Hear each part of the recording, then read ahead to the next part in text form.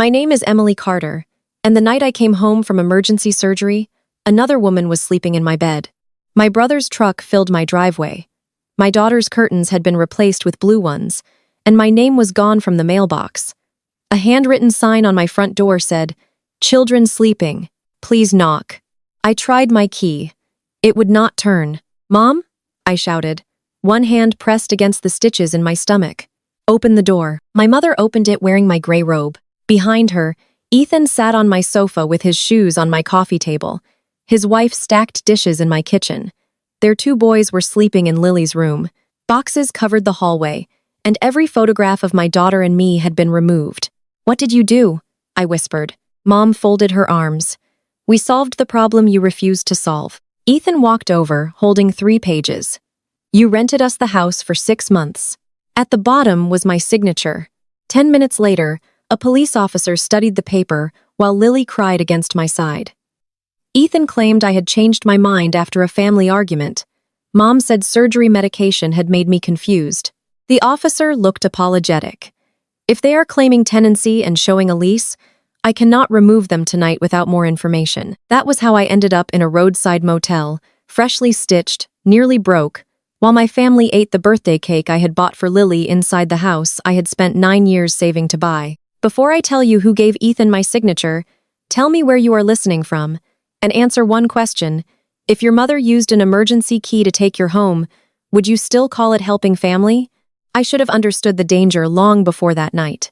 In our family, Ethan was never wrong. He was misunderstood, unlucky, or under pressure. When he wrecked Dad's car at 17, my parents paid for another one. When I needed textbooks, Mom told me responsibility built character. At 20, Ethan left community college because classes were holding him back. Mom called him brave. I worked mornings, attended classes at night, and graduated without debt. She called me cold. "You always keep score," she said whenever I noticed the difference. What she meant was that I remembered. After my divorce, Lily and I stayed with my parents for 3 months. Mom watched her while I worked, but it was never free. I bought groceries, paid their electric bill, and gave Mom $200 every Friday. Later, she told relatives she had raised my child when I abandoned my responsibilities. I heard her say it once at Thanksgiving. "That isn't what happened," I said. Mom smiled across the table.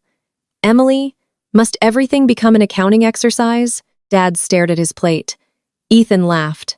I apologized for ruining dinner. That became my role. Ethan created emergencies. Mom turned them into family obligations. Dad avoided conflict. I paid, stayed quiet, and received lectures about gratitude. Still, I believed patience might eventually earn me a place in the family instead of a job inside it. So I kept helping. I paid $8,000 when my parents' roof leaked. I covered Ethan's phone bill twice. When Mom needed dental work, I postponed replacing my car. Nobody remembered those things. But everyone remembered the 3 months Mom watched Lily. The house was supposed to end that cycle. It was not a mansion. It was a faded 2-bedroom bungalow with peeling paint, a narrow kitchen, and weeds reaching my knees. The garage had a tiny office behind it. The roof over the laundry room leaked when rain came sideways. But the mortgage was mine. The front door was mine. Lily chose yellow paint for her bedroom and pressed her handprint inside the closet before the final coat dried. At dinner, I showed my family a photograph of us holding the keys. Mom did not say congratulations. "Does it have a basement?" she asked. Ethan enlarged the picture on my phone. "What could you rent that place for? I am going to live there." "Obviously. I mean the extra space." When I mentioned the office behind the garage, Mom brightened. "Perfect. Ethan can use it until his business improves." "No. It is my workspace." Her fork stopped. "I opened my home when you got divorced. I paid to stay there. There you go, keeping score again." Ethan leaned back. "Relax. Nobody wants your little house." 6 months later, his phone repair shop failed. He owed rent, credit cards, and money to 2 friends. His landlord gave him 30 days to leave. Mom called me that evening. "Ethan's family will move in with you for 6 months. No. You have an extra room. I have Lily's room and my room. The children can share with Lily. Ethan can sleep in the office. You are not asking me, because a decent daughter would not need to be asked." The messages started the next morning. Ethan wrote, You would really leave children homeless? Mom wrote, "Your father has chest pains from this stress." Dad wrote, "Just help until Christmas." I answered once, "Nobody has permission to move into my house. Mom's key is for emergencies involving Lily only." Mom did not reply. 2 days later, pain folded me over at my desk. My appendix had ruptured. As nurses prepared me for surgery, Mom appeared beside my bed, soft-voiced and concerned. "How long will you be here?" she asked. I thought she was worried. She was checking how long my house would be empty. During surgery, Mom used the emergency key. Ethan brought a locksmith, claiming I had approved a move but lost my spare. They changed the lock, carried my belongings into the garage, and moved their family inside. At the motel, Lily sat on the carpet because the only chair held my medicine and hospital papers. "Why are they sleeping in my room?" she asked. "Because Grandma made a bad choice." "Can grown-ups steal rooms?" I had no answer that would not frighten her. My credit card was nearly full. I could not lift anything, drive safely, or return to work. Every cough pulled at my stitches. Meanwhile, relatives sent messages. "How could you evict 2 children? Your mother sacrificed everything for you. Stop punishing Ethan for being less fortunate." Then Mom posted a photograph online. My family sat around my kitchen table, under the words, "Family takes care of family." In the center was Lily's birthday cake. Her name had been scraped away and replaced with Ethan's son's name in blue icing. Lily saw it over my shoulder. That was mine. Her voice broke something in me that years of insults had not. I could tolerate being erased. I would not teach my daughter to tolerate it. I called Natalie, my younger sister. "Tell me the truth." She was silent. "Natalie, where did Ethan get my signature?" "Mom wants me to say I watched you sign the lease." "Did you?" "No." I thought of the blue tin box in my closet. It held my purchase receipts, repair bills, and the agreement from when I loaned our parents $8,000 for their roof. My signature sat below Mom's on the final page. Did Mom give Ethan my box? Natalie began crying. "I saw it on her kitchen table before your surgery." Ethan photographed the papers. The lease claimed I had signed it 3 days before I entered the hospital. This had not been a panic decision after my surgery. They had prepared it before I got sick. What was the plan? Ethan said once he had mail, keys, and a lease, you would get tired. He wanted you to let him register his new business there. Mom said you would eventually sign over part of the house to keep the peace. Will you tell the truth? She hesitated too long. I am scared of her, Emily. So was I. That is why she chose us. The next day, I sent one message to the family group. I cannot afford the motel or keep fighting. I am ready to make an agreement. Mom called within 1 minute. Finally, she said, "I knew you would calm down. I want everyone present. No more different stories." She suggested my parents' anniversary dinner on Saturday. 25 relatives would be there. In her mind, an audience meant pressure. In mine, it meant witnesses. I offered terms they could not resist. Ethan could stay 6 months, pay almost nothing, and use the garage as a business address. I would not challenge the old lease if we replaced it with a new agreement.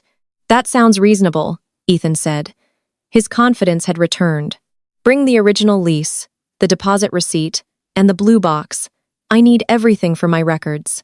"Still keeping score," Mom murmured. "Not anymore." They thought that meant surrender. For 4 days, I gathered ordinary things.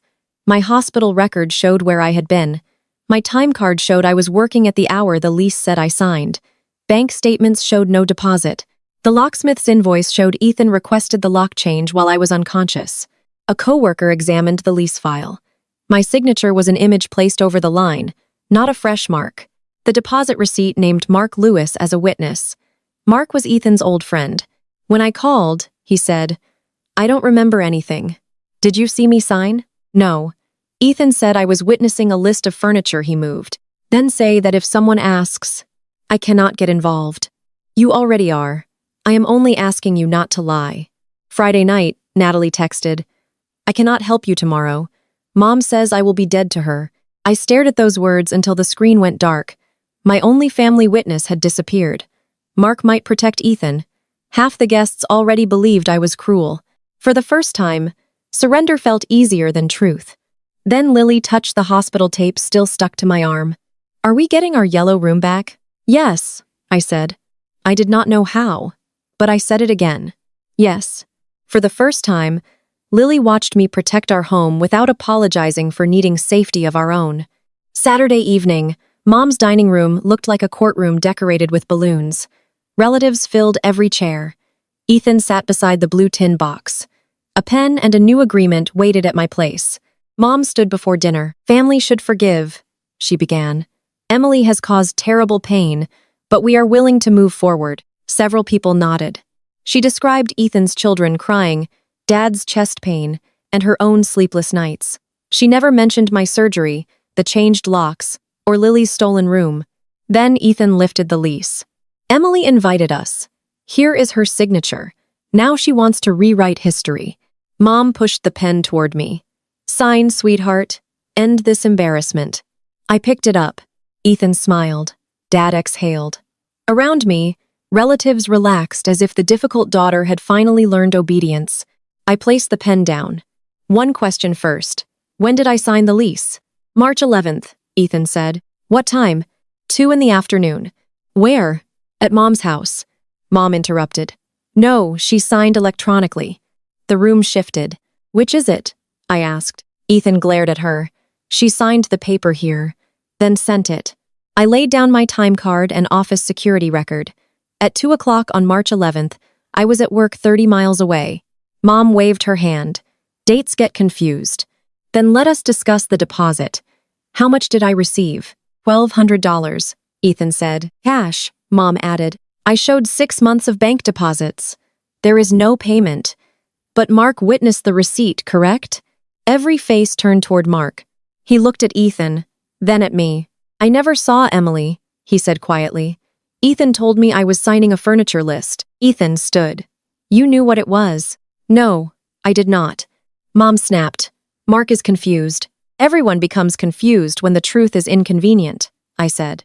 I opened the blue tin box and removed the roof loan agreement. "This is the document Mom gave Ethan." "I never gave him anything," she said. I placed it beside the lease. My signature on the loan had a tiny blue dot inside the letter C, caused by a leaking pen. The lease showed the same dot, the same broken line, the same angle. He did not copy my handwriting. He copied this exact image. Nobody moved. Ethan grabbed the lease. "That proves nothing. The file proves the signature was pasted. The locksmith invoice proves you changed my locks during surgery. My written message proves nobody had permission to move in." Dad looked at Mom. "You said Emily agreed before the hospital." "She would have agreed if she were reasonable." There it was. Not a denial, a justification. Mom turned toward the guests. "We did this because Ethan's children needed a home. Emily has more than she needs. I have 2 bedrooms. You gave both to Ethan's family and put my belongings in a garage. Temporarily. You scraped my daughter's name off her birthday cake." Someone gasped. Ethan pointed at me. "This is emotional theater." "No," Natalie said from the doorway. "This is what happened." Mom went white. Natalie entered holding her phone. "I told Emily I would not come because Mom threatened to cut me off. Then I realized silence was how this family kept choosing its victims." She played a recording. Mom's voice filled the room. "Once Ethan is inside, Emily will give in. She cannot stand having the whole family against her." Ethan's voice followed. 6 months there gives me the business address. After that, she can sign over the garage or pay me to leave." Dad covered his face. Mom lunged for the phone. Natalie stepped back. "You recorded your own mother? You asked me to frame my sister." Mom began crying. "After everything I did for Emily, I removed a stack of statements from my bag. Here is everything I did for you. Weekly payments while you watched Lily. Your electric bills, dental work, $8,000 for your roof, Ethan's phone bills." I spread them across the table. "You say I owe this family a home. These records show how many times I helped everyone else keep theirs." Ethan shoved his chair back. "What do you want? Applause?" "No. My house." I handed him a formal notice with a move-out date. "You will return my belongings, restore the locks, and leave. If you use that false lease again, I will give every record to the proper authorities. From now on, communication will be in writing." Mom's tears stopped instantly. "You are destroying this family." I looked around at the relatives who had arrived ready to shame me. Some stared at the table. Others stared at her. "No," I said. I am only refusing to be the person this family destroys to keep everyone else comfortable. Nobody applauded. Real life rarely gives you that kind of ending. But Aunt Claire picked up the fake lease and asked Ethan why he had lied. Mark demanded his name be removed. Dad asked Mom whether she had known about the business plan. 3 conversations erupted at once, and for once, none of them required me to defend myself. I took the blue box and walked out with Natalie. Ethan left my house 17 days later. His wife found part-time work, and they rented a small apartment. The children were never homeless. That had always been the threat, not the truth. Dad began repaying the roof loan $50 at a time. Mom told relatives I had chosen money over blood. Fewer people believed her now. When Lily and I returned, her yellow room smelled like someone else's laundry. We opened windows, washed the walls, and put her photographs back. In the refrigerator, we found the plastic base from her ruined cake. A streak of her pink name remained beneath the blue icing. "Can we make another one?" she asked. "We can make anything we want." Natalie helped us bake. The cake leaned to one side, and the frosting tore crumbs from the top. Lily laughed harder with every mistake. "Can I write my own name this time?" I handed her the icing bag. "It is your cake. You decide what belongs on it."